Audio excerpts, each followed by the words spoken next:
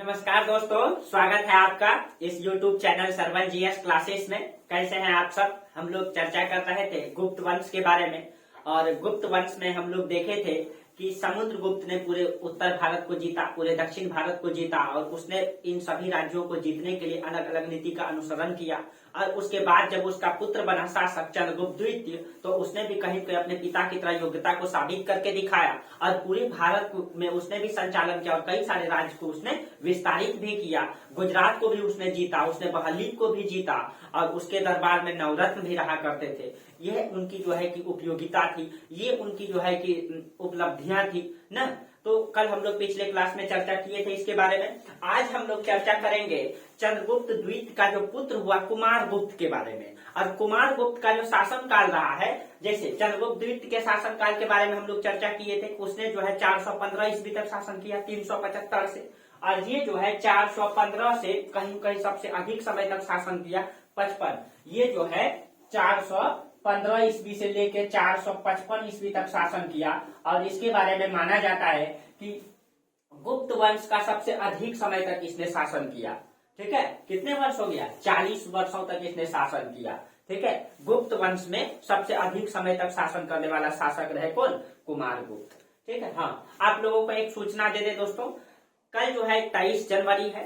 23 जनवरी को सुभाष चंद्र बोस, आप लोग जानते ही हैं कि एक बहुत बड़े क्रांतिकारी नेता न, और उनका जन्मदिन है कल। तो मैं सोच रहा था कि आप लोगों को उनके बारे में एक विशेष जानकारी दूं।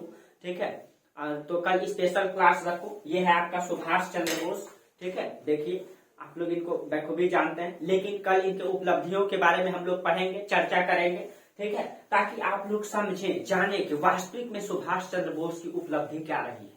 क्या वास्तविक में हम इन क्रांतिकारियों का जो संघर्ष है, क्या उनके बारे में वास्तविक में समझ पाते हैं? आज हमारे बहुत सारे लोग समझते हैं, बहुत सारे लोग नहीं समझते। तो मेरा पर्पस ये होगा कि सुभाष चंद्र बोस के बारे में अच्छे से चर्चा करें, उनकी उपलब्धियों को बताएं। उसने जो अपने जीवन में जो संघर्ष किया इस देश के लिए, भारत जैसे देश की आजादी के लिए जो उसने अपनी कुर्बानियां दी है, उसकी कुर्बानी को समझें। इस क्रांतिकारियों का, ठीक है, या जो भी फ्रीडम फाइटर रहे जिन्होंने अपने देश की आजादी के लिए लड़ लिए और अपने कहीं कहीं प्राण को भी न्यौछावर कर दिए, तो इनके बारे में जानना जरूरी है दोस्तों। उनके संघर्ष को जानना जरूरी है, ताकि उनके संघर्ष से हम भी अपने जीवन में कुछ सीख पाए। और आप लोग जानते हैं कि सुभाष चंद्र बोस एक ऐसे नेता थे, क्रांतिकारी नेता थे, जो पीसीएस, उस समय आईसीएस हुआ करता था, इंपीरियल सिविल सर्विसेज, जो लंदन में होता था, वो उस समय ये निकाले थे और चौथा रैंक हासिल किए थे। तो इन सब के बारे में कल आप लोगों को स्पेशल क्लास देंगे सुभाष चंद्र बोस के बारे में। आप लोग सूचना दे दीजिएगा और आप लोग मेरा वीडियो जरूर देखिएगा। ठीक है, मैं अभी लाइव क्लास तो नहीं दे पाता हूँ, लेकिन वीडियो आप लोग कोशिश कीजिएगा अधिक से अधिक फैलाने का, ताकि सब लोग समझे इनकी उपलब्धियों का। विशेष क्लास देंगे, लंबा क्लास देंगे। ठीक है, जब तक खत्म ना हो पूरा पढ़ाएंगे। चलिए, तो आज हम लोगों का टॉपिक है कुमारगुप्त के बारे में ना। और ये कहा जाता है कि 40 वर्षों तक, यानी कि गुप्त वंश में सबसे अधिक समय तक शासन किए कुमारगुप्त। ठीक है, और कुमारगुप्त के बारे में कहा जाता है कि सबसे ज्यादा अभिलेख इसी के पाए गए हैं, 18 अभिलेख, और सबसे ज्यादा मुद्राएं भी इसी के पाए गए हैं। ठीक है, सबसे ज्यादा अभिलेख भी इन्हीं के पाए गए हैं, 18 अभिलेख, और सबसे ज्यादा मुद्राएं भी इसी के पाए गए हैं, 14 प्रकार के मुद्रा पाए गए हैं। ठीक है, 14 प्रकार के मुद्रा पाए गए हैं। तो इनके बारे में, इनकी उपलब्धि, इनकी उपाधि, इन सब के बारे में हम लोग एक एक करके चर्चा करेंगे। ठीक है, सबसे पहले हम ये देख लेते हैं कि कहा जाता है कुमारगुप्त किसका पुत्र है? चंद्रगुप्त द्वितीय का। याद कीजिए। ठीक है, तो इनका पिता का क्या नाम है? इनका पिता का नाम है चंद्रगुप्त द्वितीय। चंद्रगुप्त द्वितीय। और चंद्रगुप्त द्वितीय, याद कीजिए कि अपनी भाभी रामगुप्त की पत्नी ध्रुव स्वामिनी या ध्रुव देवी से विवाह किए थे। तो इनका पत्नी कौन? ध्रुव स्वामिनी।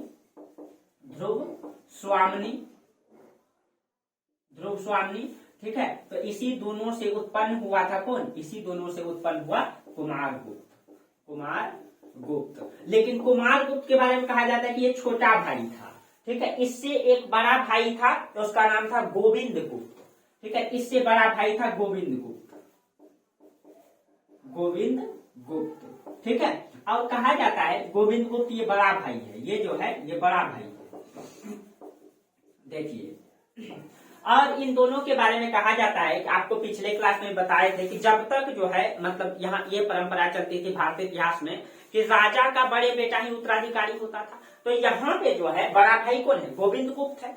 तो यहाँ पे कहा जाता है ये जिस समय जो है गोविंद गुप्त जो है जब उसका पिता शासन कर रहा था, यानी कि चंद्रगुप्त द्वितीय शासन कर रहा था पाटलिपुत्र से, तो ये गोविंद गुप्त उस समय विदिशा यानी मध्य प्रदेश में पड़ता है आपका उज्जैन के पास विदिशा, यहीं का गवर्नर हुआ करता था ये गोविंद गुप्त, ये विदिशा का गवर्नर था। ठीक है, विदिशा का गवर्नर था उस समय। ठीक है, और कुछ इतिहासकारों का मानना है कि बड़ा भाई, ये अगर बड़ा भाई होगा तो उत्तराधिकारी भी यही रहा होगा। ठीक है, तो एक इतिहासकार है जो इसके बारे में तर्क देते हैं, इसके बारे में प्रमाण देते हैं, वो है भंडारकर महोदय। ठीक है, भंडारकर महोदय का कहना है कि दोनों के बीच संघर्ष को बताते हैं ये। ठीक है, एक इतिहासकार है भंडारकर महोदय, भंडारकर। ठीक है, इनका कहना है कि इन दोनों के बीच में संघर्ष हुआ था, इन दोनों के बीच में संघर्ष हुआ था। ठीक है, और इस संघर्ष को सिर्फ और सिर्फ भंडारकर महोदय बताते हैं, और इसमें कहा जाता है कि गोविंद गुप्त पराजित हो गया था और कुमार गुप्त जो है उत्तराधिकारी बन गया था। इन दोनों में जब संघर्ष हुआ, इस संघर्ष में कुमार गुप्त जीत जाते हैं और ये पराजित हो जाते हैं, और उसके बाद अगला उत्तराधिकारी कौन बन जाते हैं, कुमार गुप्त। ठीक है, तो चलिए हम लोग कुमार गुप्त के बारे में देखते हैं। कुमार गुप्त के बारे में अगर इनकी हम उपाधि की चर्चा करें, पूछा भी जाता है कि उपाधि के बारे में। ठीक है, कौन कौन सी उपाधि है। ठीक है, देखिए हम कुमार गुप्त की उपाधि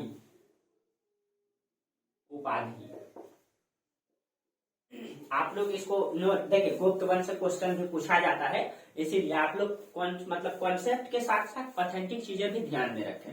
ठीक है, देखिए इनका जो उपाधि है ये है महेंद्र द्वितीय। ठीक है, इसका जो उपाधि है महेंद्र द्वितीय। इसका उपाधि है परम भट्टारक। ठीक है, परम भट्टारक। उसके बाद गुप्त व्योमकेशी, व्याघ्र पराक्रम।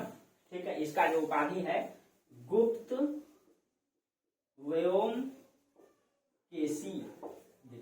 व्योमकेशी।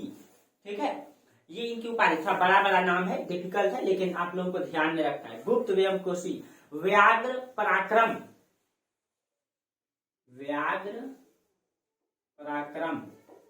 ये इनकी उपाधि है, व्याघ्र पराक्रम। इसके बाद है अप्रतिरथ।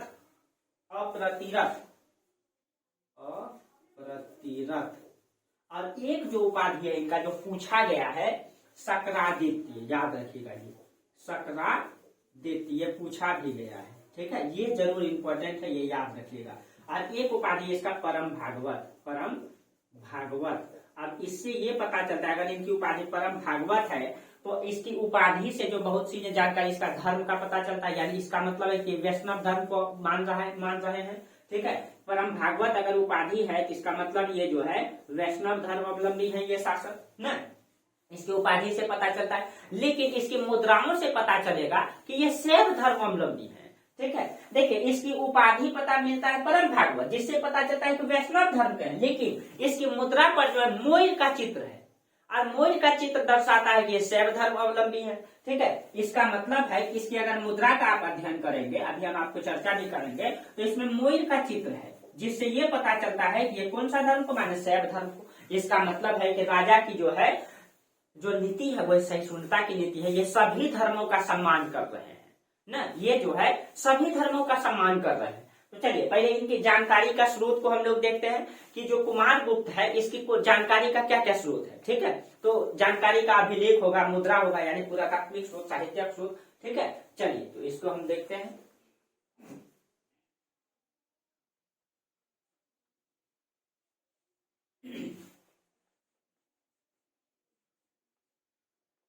आप लोग अगर इसको अच्छा से नोट कर लें, इसका नोट्स बना लें, अस्थायी प्रावधान हो जाएगा और कभी भी पीसीएस का एग्जाम में कहीं दिक्कत नहीं होगा। आप लोग अगर मेरा पूरा क्लास कर लेंगे डिटेल से, आप लोगों को बार बार मैं चर्चा कर देता हूं कि आप लोग पहले मेरा क्लास को कीजिए, पूरा क्लास एकदम शुरू से रेगुलर मिल रहा है आप लोगों को, एंशिएंट हिस्ट्री। ठीक है, पूरा और उसके बाद एंशिएंट के बाद मेडाइवल स्टार्ट करेंगे। तो जैसे कि हम एक एक करके क्लास कीजिए, मेरा सबसे पहले सिलेबस को समझिए, उसका नोट्स खुद लिखिए, ठीक है। उसके बाद जो है मेरा नोट्स को पढ़िए, मेरा क्लास कीजिए, नोट्स को लिखिए, लिखने के बाद पढ़िए। उसके बाद अगर आपको समय मिलता है, ठीक है, तो एक बार किसी राइटर का बुक को लेके पढ़िए। उसके बाद कहीं भी आपको नहीं जाना पड़ेगा और कोई आपको बीपीएससी का सिलेक्शन में नहीं रोक सकता है, कोई नहीं रोक सकता है। अगर इस तरीके से फिर क्वालिटी पढ़ाएंगे तो क्वालिटी भी इसी तरीके से पढ़िएगा। क्वालिटी भी मेरा क्लास कर लीजिएगा, उसका नोट्स बना लीजिएगा, एक राइटर को पढ़ लीजिएगा, एनसीईआरटी मन करे तो पढ़िए, नहीं तो कोई दिक्कत नहीं है। लेकिन आप बेसिक जानकारी हो, बेसिक से लेकर के पूरा नीचे से ऊपर तक इसमें है। आप 4-5 बुक पढ़ेंगे तब आपको इतना मिलेगा डाटा। इसीलिए कहते हैं कि आप लोग नोट कर लीजिए, जो अस्थायी प्रावधान है। और एक बार आपका नोट बन जाएगा ना, एक बार आपके पास नोट्स आ गया, तो उसके बाद आप जीवन में जब तक 40 साल तक बीपीएससी आप देते रहिए, जो आपका है, जो कैटेगरी में आप आते हैं उस अनुसार से, ठीक है। अस्थायी प्रावधान यही है, तरीका से मेहनत करने सीखिए, ठीक है। मेहनत सब कोई करते हैं, लेकिन तरीका जो होना चाहिए, अगर सही रास्ते पर आप 2 साल ठीक से मेहनत कर दिए तो बीपीएससी कोई नहीं रोका है। अगर आप यूपीएससी की तैयारी करना चाहते हैं, मेरा नोट्स यूपीएससी लेवल से है, उसमें कोई दिक्कत नहीं है, आप मिला सकते हैं, यूपीएससी का क्वेश्चन बन जाएगा आपसे। आप बना करके देखिए, मेरा नोट्स नहीं छूटेगा, ठीक है। चलिए, हाँ, अब कुमार गुप्त के जानकारी के स्रोत, इसके जानकारी के कुमार गुप्त की जानकारी कहाँ कौन कौन सा अभिलेख से मिलता है, ठीक है। इसका जो सबसे अधिक अभिलेख भी पाया गया है, इसका सबसे अधिक मुद्रा भी पाया गया है, ठीक है। तो देखिए अभिलेख और मुद्रा इसमें हम लोग देखेंगे। देखिए इसका जो अभिलेख है, अभिलेख तो इनका 18 पाया गया है, ठीक है। पता नहीं कैसे क्यों ऐसा हो रहा है, यही जो है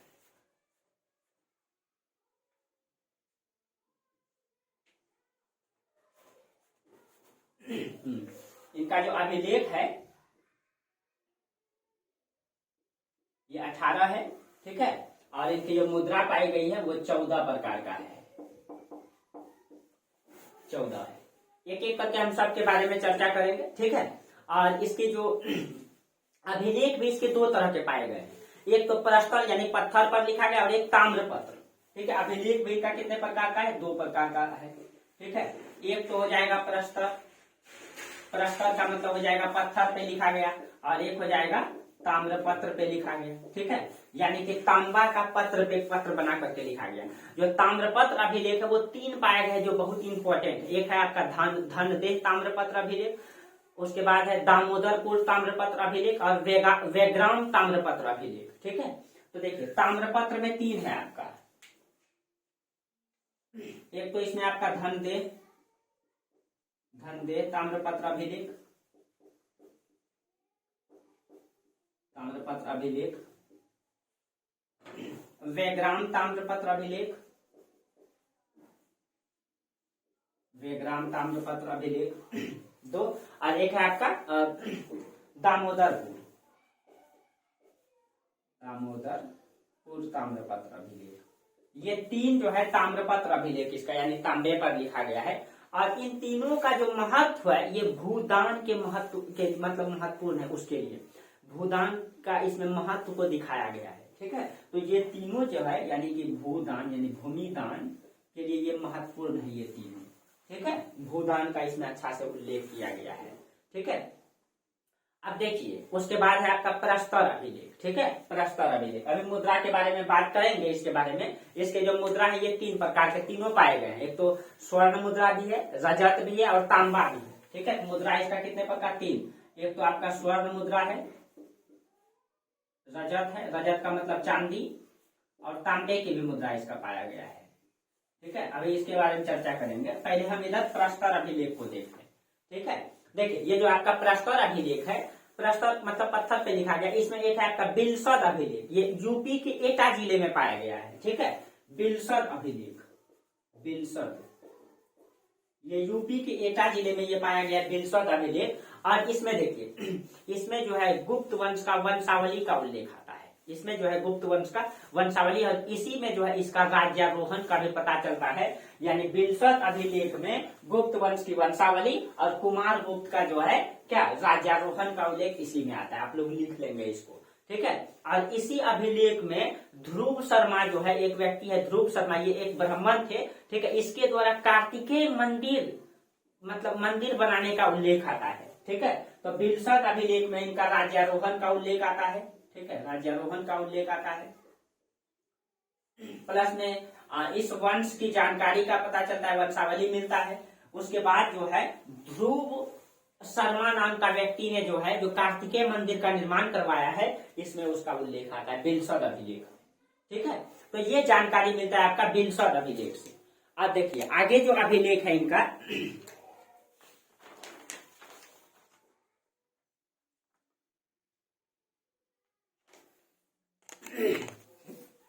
देखिए आगे जो इनका अभिलेख है, हम इधर थोड़ा लिख देते हैं।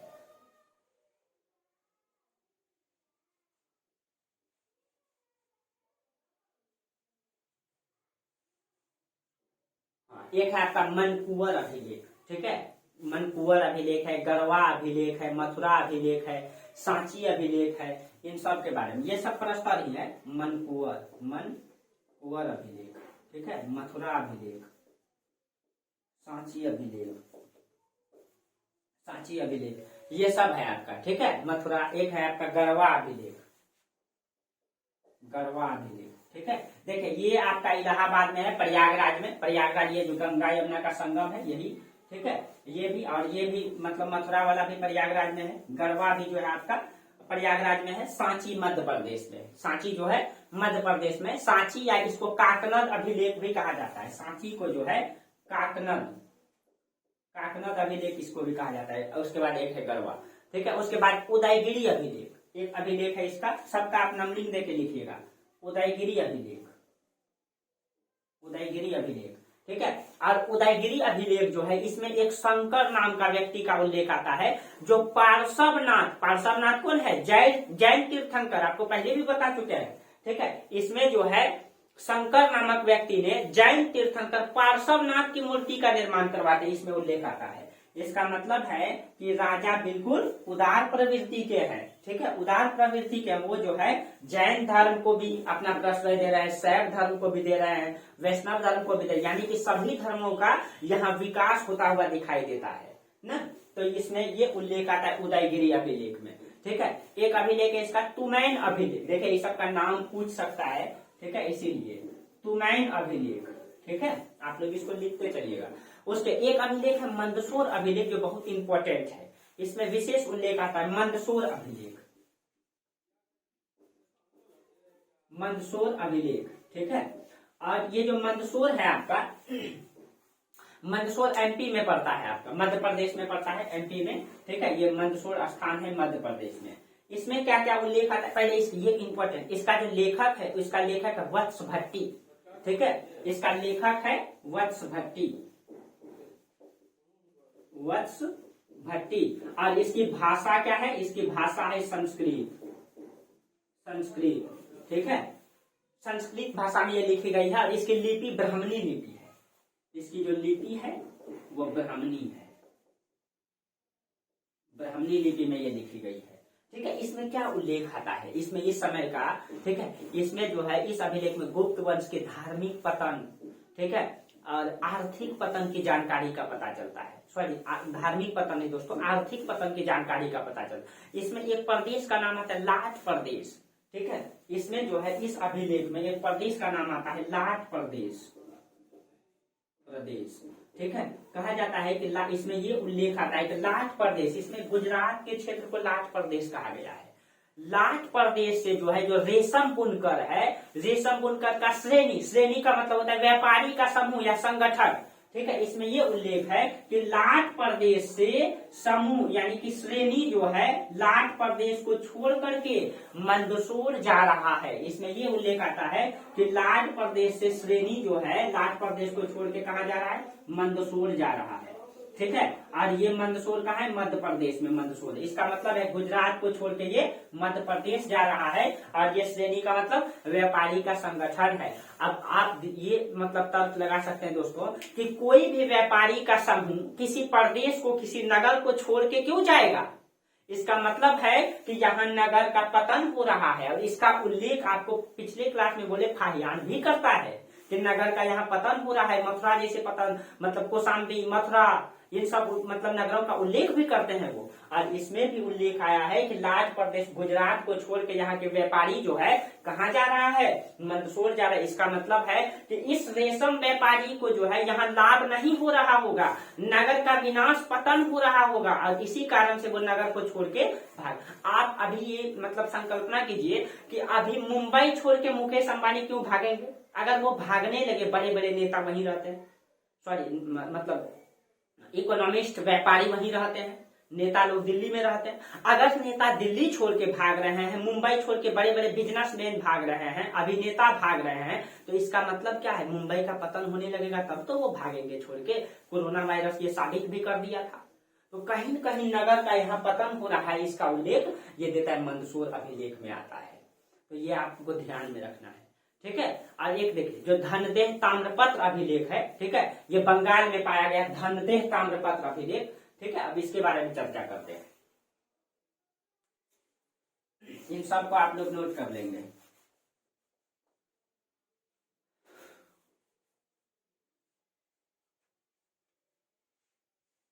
देखिए धनदेह ताम्रपत्र अभिलेख,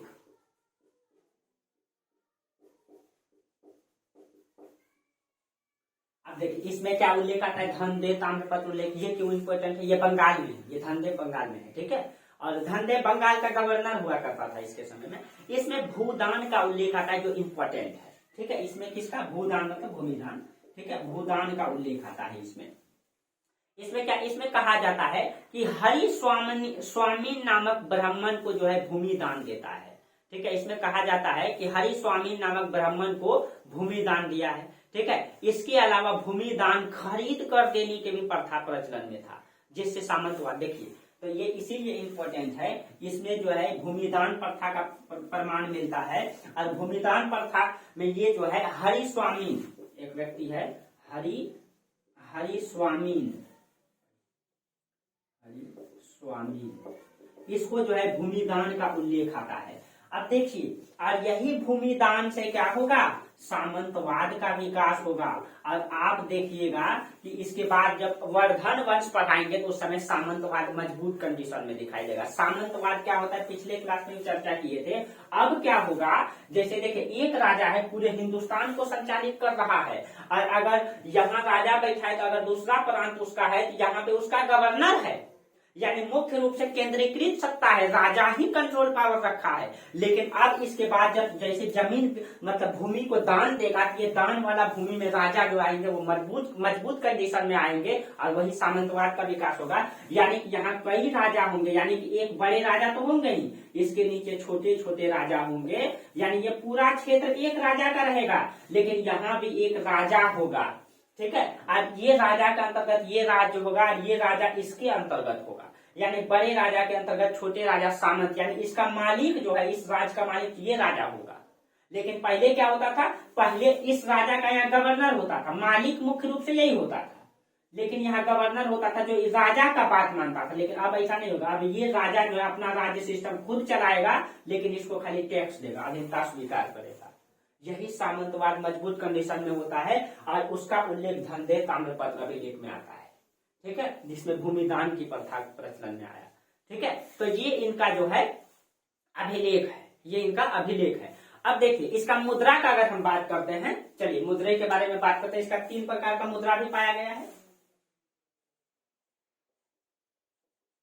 कभी कभी देखिए मिट जा रहा है, कल घस रहे थे फिर भी नहीं मिट रहा था, ठीक है। तो देखिए इसका कारण है, ठीक है, मॉइस्चर जब कम हो जाता है ना तो ऐसा होता है, मॉइस्चर के कारण होता है वातावरण में। अब देखिए धीरे धीरे टेम्परेचर बढ़ रहा है, आप लोगों को पता ही होगा कि देखिए पृथ्वी में थोड़ा सा चर्चा कर दें, आप लोगों की इजाजत हो तो, नहीं करना चाहिए लेकिन जानकारी के लिए। देखिए ये हमारा पृथ्वी है, ठीक है। अब मान लीजिए आप जो कैमरा है ना वो सूरज है, जो जिससे आप देखते हैं आप सूरज है।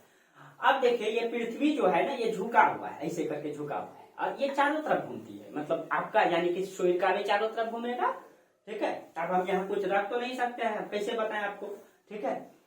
तो मान लीजिए हम सूर्य, ठीक है, सूर्य हमारा पृथ्वी, हम मतलब पृथ्वी जो है ये अपने अक्ष पे भी चक्कर काटते, प्लस में मेरा भी इस तरीके से चक्कर काटती है, यानी कि ऐसे भी चक्कर काटती है, प्लस में मेरा भी चक्कर काटती है। तो ध्यान दीजिए, अभी देखिए मेरा पृथ्वी जो है उस ओर झुका हुआ है, आप लोगों को दिख रहा होगा पृथ्वी किधर झुका हुआ है, उस ओर झुका हुआ है, यानी कि अभी मेरा जो फोकसिंग जाएगा तो यहाँ पे ज्यादा फोकसिंग मारेगा, यानी इस ओर लाइट कम जाएगा, यहीं तक लाइट रह जाएगा। वही आप अगर इस स्थिति को अगर देखें तो देखिए, अब अगर ये अब घूमेगा तो घूमेगा, देखिए अब इस तरीके से हो जाएगा, आपको ज्योग्राफी में डिटेल से पढ़ाएंगे। अब देखिए लाइट किधर रह गया, अब इस ओर ज्यादा लाइट जाएगा, नीचे कम होगा, क्योंकि झुका हुआ पोजीशन ऐसे हो गया। और यही कारण से होता है, ये जो हमारा इंडिया है, इंडिया देखिए कर्क रेखा यानी उत्तर में है, और अभी सूर्य का स्थिति कहाँ है, यहाँ मकर रेखा में है, मकर रेखा में। अब मकर रेखा को पार किया तो हम लोग मकर संक्रांति में, अभी क्या हुआ था, सूर्य नीचे जा रहा था, मकर रेखा तक आया तो हम लोग मकर रेखा में गया तो मकर संक्रांति मनाया। हालांकि उसका कुछ अलग कॉन्सेप्ट है जो डिटेल से चर्चा करेंगे, ठीक है। तो अब सूर्य यहाँ से क्या उत्तर की ओर आया, भूमध्य रेखा की ओर आएगा। भूमध्य रेखा की ओर कब आता है, तो 22 दिसंबर, जनवरी, फरवरी, मार्च, 21 मार्च को आ जाएगा यहाँ। और जून में फिर इंडिया में भीषण गर्मी होगा, जून में इंडिया में, ठीक है। इसलिए अब सूर्य उत्तर की ओर आने लगा, इसीलिए अब धूप उगेगा, क्योंकि छिटक करके रोशनी पड़ता है यहाँ इंडिया में, ठीक है। अब मॉइस्चर बढ़ जाएगा, पहले शुष्क हवाएं चलती थी, शुष्क हवा में मॉइस्चर नहीं होता था, इसलिए हम लोग का ओठ फट जा रहा था, त्वचा सब जो है कि एकदम खरखरा टाइप का लग रहा था, क्या इसी कारण से होता है, ठीक है। चलिए, तो हालांकि इसके बारे में ज्योग्राफी में आप लोगों को बताए भी हैं, 10-12 क्लास तो लिए हैं, फिर समय के कारण फिर स्टार्ट कर देंगे, पहले एंशिएंट हिस्ट्री पढ़ाने दीजिए स्थिर से, ठीक से, फिर हम स्टार्ट करेंगे। चलिए, तो इसका स्वर्ण मुद्रा, रजत और तांबे की मुद्रा इसका पाया गया है, ठीक है। अब देखिए, कहा जाता है कि कुमारगुप्त की मुद्रा का जो सब वजन है ना, सबसे ज्यादा दिखाया गया है। इसका जो मुद्रा है, इसका वजन, इसका मुद्रा का वजन सबसे अधिक है। अब देखिए, वजन अगर अधिक है इसके मुद्रा का, तो इसका मतलब ये है कि अब ओरिजिनल सोने की सिक्का नहीं चल रहा है, सोने में तांबा, चांदी और अन्य धातु कांसा का मिश्रण है, इसका मतलब अब मिश्रण है, इसीलिए तो अब वजन उसका ज्यादा हो गया, वजन ज्यादा हो गया। इसका मतलब है कि अब अर्थव्यवस्था क्या हो रहा है, गिर रहा है, अर्थव्यवस्था कमजोर कंडीशन में दिखाई देगा यहाँ पे आपको। इसमें ये उल्लेख आता है, इसका मुद्रा का वजन जो है अधिक है, ठीक है। कुमारगुप्त के समय कुछ मुद्रा ऐसी पाई गई है जिसमें चांदी का कवर चढ़ी हुई मिली है, वास्तव में वो मुद्रा अंदर से तांबे का है, यानी वो मुद्रा वास्तविक में तांबे का है, लेकिन उसमें क्या किया गया है, चांदी का कवर चढ़ा दिया गया है, चांदी का कवर। इसका मतलब ये दिखाता है कि अर्थव्यवस्था मजबूत कंडीशन में नहीं है। आज भी देखते हैं हमारे समाज में, मतलब गरीब परिवार में क्या होता है, जब ओरिजिनल आभूषण नहीं खरीद पाते हैं तो डुप्लीकेट आभूषण मिलता है, उसमें चांदी का, सोना का लेप चढ़ा हुआ रहता है ना, बहुत सारा।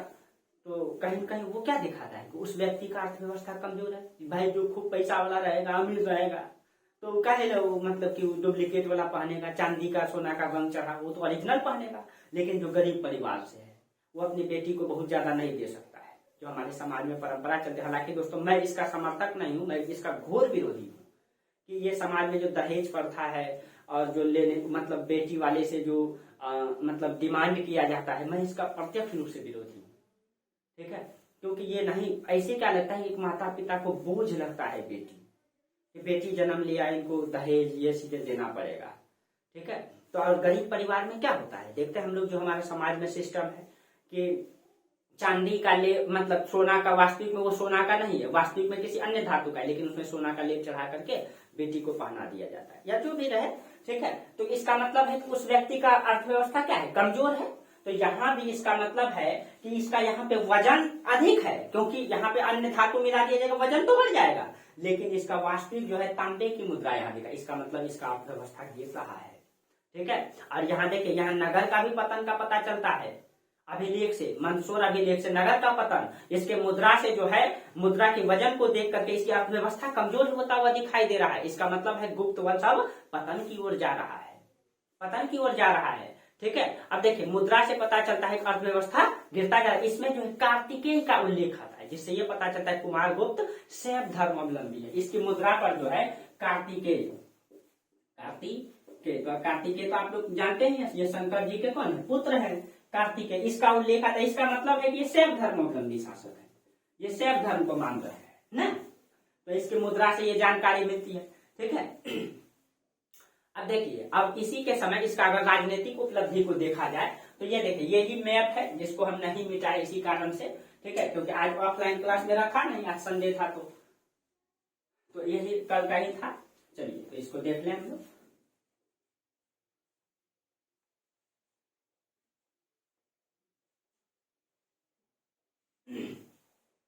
देखिए इसका राजनीतिक उपलब्धि थोड़ा सा हम लोग देख लें। ये जो आप लोगों को बताया ये इंपॉर्टेंट है, इसको ध्यान में रखना है। राजनीतिक उपलब्धि के बारे में कहा जाता है कुमार गुप्त के बारे में, न तो इस इतना बड़ा जो साम्राज्य स्थापित किया गया था, इस साम्राज्य में न तो इसने सुई के नोक के बराबर भूमि को जोड़ा और न ही सुई के नोक के बराबर भूमि को इसने जो है अपने क्षेत्र से जाने दिया। यानी जो क्षेत्र इसको मिला था अपने पिता के द्वारा, उसी क्षेत्र का संचालन इसने, उसी साम्राज्य का संचालन इसने किया, ठीक है। लेकिन इसके समय में कुछ युद्ध का प्रमाण आता है, जैसे हून आक्रमण आपको नहीं बताए थे, कहा जाता है हून आक्रमण यही इसी के समय हुआ था। अब देखिए यहाँ पे भी मतभेद दिखाई देगा जो अभी आपको क्लियर करेंगे, ठीक है। इसकी जो जानकारी है भीतरी अभिलेख से मिलता है, ठीक है, भीतरी अभिलेख कब से मिलता है, जो स्कंद गुप्त का है, स्कंद गुप्त का भीतरी अभिलेख से हून आक्रमण की जानकारी मिलता है। इसके समय हून का आक्रमण हुआ है। आक्रमण आप लोगों को नहीं दिखेगा दोस्तों, तो आप लोग सुन के लिखिएगा। इंक कभी कभी काम नहीं करने लगता है,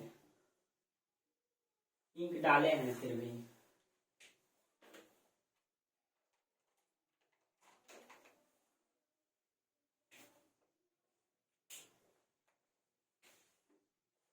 चलिए हून आक्रमण की पता इससे चलता है, ठीक है। अब देखिए इसमें जो है भीतरी अभिलेख से, भीतरी अभिलेख से हून आक्रमण का पता चलता है। ये भीतरी अभिलेख किसका है, ये स्कंद गुप्त का है, स्कंद गुप्त, इसका पुत्र है स्कंद गुप्त, ठीक है, इसका पुत्र है, कुमार गुप्त का पुत्र स्कंद गुप्त। इसमें पता चलता है, इसमें क्या कहा गया है, ठीक है, इसमें इसकी जानकारी मिलती है कि स्कंद गुप्त है। देखिए भीतरी अभिलेख जो है गाजीपुर का एक गांव पड़ता है, ठीक है, भीतरी जो है गाजीपुर का एक गांव है, ठीक है, जहां पर यह अभिलेख पाया गया है, ठीक है। और यहीं पर विष्णु मंदिर का निर्माण जो है स्कंद गुप्त के द्वारा किया गया था, ये भी इसमें उल्लेख आता है, ठीक है। उस समय ये युवराज के साथ साथ गवर्नर था वहां का, ठीक है। स्कंद गुप्त जो है, जो उत्तर प्रदेश का गाजीपुर है वहां का गवर्नर हुआ करता था, वहीं पर इसने विष्णु मंदिर का निर्माण कराया था, जो इसमें उसका उल्लेख आता है, ठीक है। अब इसमें तो देखिए, तो याद रखिएगा भीतरी अभिलेख में इसने जो है विष्णु मंदिर का निर्माण करवाया था। तो उस समय ये क्या था, ये स्कंद गुप्त उस समय गवर्नर था, याद रखिएगा ये गवर्नर था, ठीक है, वहां का युवराज के साथ साथ गवर्नर भी था, ये युवराज भी था और गवर्नर भी था, ठीक है। और विष्णु मंदिर का निर्माण इसने करवाया था युवराज के पोस्ट पे रहते हुए। अब देखिए इसमें कहा जाता है कि जब हून ने आक्रमण किया तो युवराज स्कंद गुप्त युद्ध में जाता है। जब हून का हून जो आक्रमण करता है, ये गुजरात का एक क्षेत्र पड़ता है मैकल क्षेत्र, ठीक है, गुजरात के क्षेत्रों से हून का आक्रमण हुआ था, मैकल क्षेत्र से। हून कहां से आया था, मैकल, इसमें उल्लेख आया है। जब हून का आक्रमण हुआ मैकल क्षेत्र से, उस युद्ध में स्कंद गुप्त जाता है, ठीक है। और स्कंद गुप्त तो हून को पराजित भी करता है, लेकिन हून को पराजित करके जब ये वापस जाता है तो यहाँ पे पता चलता है कि इसकी माता विधवा हो चुकी है। इसमें तुलना किया गया है, तो मतलब कुछ और चीजों से, ठीक है। तो इसमें जो है ये पता चलता है जब स्कंद गुप्त युद्ध से वापस आता है, इसकी माता जो है, ठीक है, इसकी जो माता है वो क्या हो चुकी है, विधवा हो चुकी है। इसका मतलब ये है इसकी माता विधवा हो गई, इसका मतलब कौन, कुमार गुप्त की मृत्यु हो चुकी है। अब आपसे पूछेगा हून का आक्रमण किसके समय हुआ, तो इसका मतलब ये हो सकता है जब ये युद्ध में जा रहे होंगे उस समय इनका पिता जिंदा होंगे, लेकिन जब ये युद्ध लड़ रहे होंगे उसी समय इनके पिता की मृत्यु हो गई होगी। इसीलिए हून का आक्रमण जो है स्कंद गुप्त के समय माना जाता है, ठीक है। कुछ लोग बोल देते हैं कुमार गुप्त, ठीक है, तो इसमें कंफ्यूजन है, लेकिन बहुत सारा लोग मानना यही है स्कंद गुप्त के समय हून का आक्रमण हुआ था, क्योंकि इसने पराजित भी किया और जब ये आए थे इनके पिता की मृत्यु हो चुकी थी, ठीक है। और जब मृत्यु हो चुकी थी तो इसलिए हून का आक्रमण इसके समय माना जाता है, ठीक है, कुमार गुप्त के समय। हालांकि कुमार गुप्त युद्ध को जीता भी, ठीक है, उसके बाद सत्ता में कौन आया, सॉरी स्कंद गुप्त के समय स्कंद गुप्त सत्ता में आया उसके बाद, ठीक है। चलिए तब हम लोग थोड़ा सा स्कंद गुप्त के बारे में जान लेते हैं।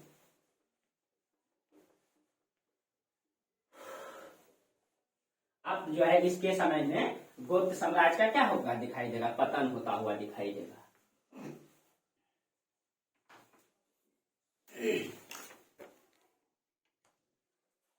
देखिए इसके बाद शासक बने स्कंद। ये अब देखिए इसकी जो जानकारी का स्रोत है स्कंद गुप्त का, ये जो है 467 ईस्वी तक इसने शासन किया, 467 ईस्वी तक। ठीक, अब देखिए इसकी जो जानकारी का स्रोत है स्कंद गुप्त का, इसमें जो अभिलेख है इसमें भीतरी स्तंभ लेख और जूनागढ़ स्तंभ लेख में इसका उल्लेख आता है। आपको जूनागढ़ के बारे में बताया ही है। एक तो इसका भीतरी स्तंभ लेख और एक है आपका जूनागढ़। जूनागढ़ के बारे में कई बार चर्चा किए हैं, आज भी कर देते हैं। देखिए जूनागढ़, इसमें इसका उल्लेख आता है जूनागढ़ में, ठीक है। और इसके अलावा इंदौर ताम्रपत्र है, सुपिया अभिलेख और गढ़वा अभिलेख। इसके अलावा इधर लिख देते हैं इंदौर ताम्रपत्र अभिलेख, गढ़वा अभिलेख और एक है आपका सुपिया अभिलेख। सुपिया अभिलेख ये इसकी जानकारी का स्रोत है, ठीक है। अब देखिए इसमें क्या क्या जानते हैं। जो इंदौर ताम्रपत्र अभिलेख है, ये जो इंदौर ताम्रपत्र अभिलेख है, इसमें जो है इसमें सूर्य मंदिर में द्वीप जलाने के लिए श्रेणी का उल्लेख आता है। श्रेणी मतलब व्यापारी का संघ, व्यापारी का संगठन लोग जो है, व्यापारी का संगठन जो है सूर्य मंदिर में दीप जलाने का उल्लेख आता है। यानी कि यहाँ पर रेशम बुनकर द्वारा दीप जलाने का उल्लेख आता है सूर्य मंदिर में, ठीक है। इसी में इंदौर ताम्रपत्र अभिलेख में, ठीक है। अब देखिए सुपिया अभिलेख में जो इसमें गुप्तों की वंशावली मिलती है। सुपिया अभिलेख में इसमें क्या मिलता है, गुप्त वंश की वंशावली का प्रमाण मिलता है, ठीक है। और इसमें इसका भी उल्लेख है। और भीतरी स्तंभ लेख इसमें हून आक्रमण की जानकारी मिलती है। जो आपको चर्चा में किए, ये जो आपका भीतरी, इसमें हून आक्रमण का पता चलता है, ठीक है। ये सब इंपॉर्टेंट है, पूछ सकता है। देखिए अब जूनागढ़ अभिलेख इसका इंपॉर्टेंट है, ठीक है। और आपको बता भी दिए जूनागढ़ यहाँ गुजरात में यहाँ पे पड़ता है आपका, ठीक है। यहीं पे और इसका निर्माण किसने करवाया था, तो चंद्रगुप्त मौर्य वंश के शासक ने, सॉरी अशोक ने मतलब इसका निर्माण करवाया है।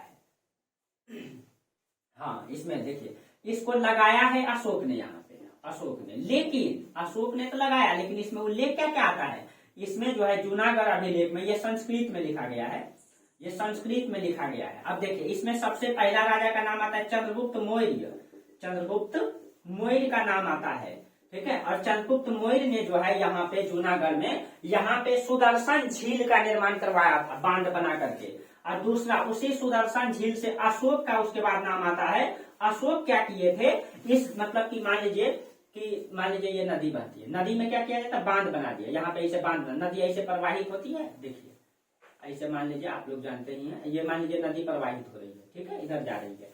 अब यहाँ पे हम बांध बना दिए तो इस क्षेत्र में पानी क्या हो जाएगा, रुक जाएगा।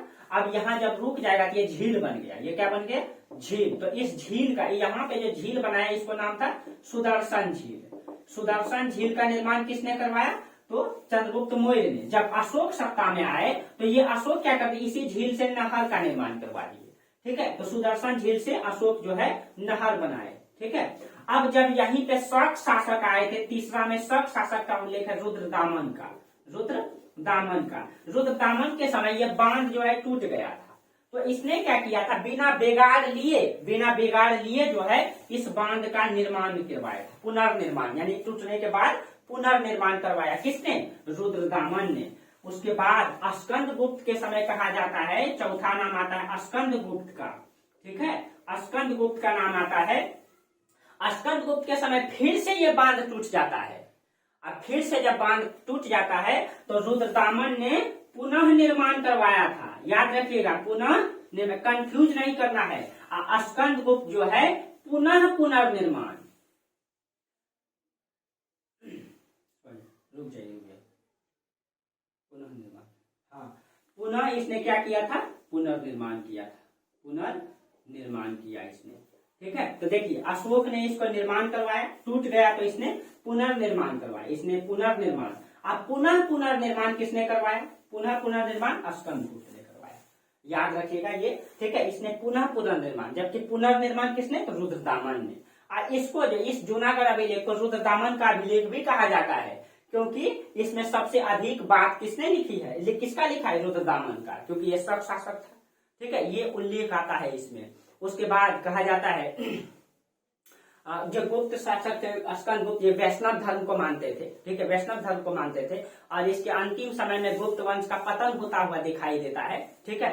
और कहा जाता है स्कंदगुप्त के बाद धीरे धीरे गुप्त वंश की सत्ता समाप्त होने लगती है और गुप्त वंश की यहाँ पे पतन होता हुआ दिखाई देता है, ठीक है।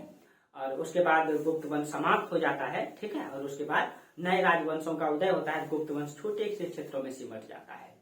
तो इसके बाद हम लोग आगे चर्चा करेंगे, ठीक है। आज यहीं तक रहने दीजिए। अगली क्लास में आप लोगों को सुभाष चंद्र बोस के बारे में चर्चा करेंगे, स्पेशल रहेगा, ठीक है। कोशिश करेंगे हम कि आप लोगों को सुभाष चंद्र बोस के बारे में मतलब जो उनका जो संघर्ष रहा है उसके जीवन का, उसको बेहतर से बेहतर बताने का प्रयास करें।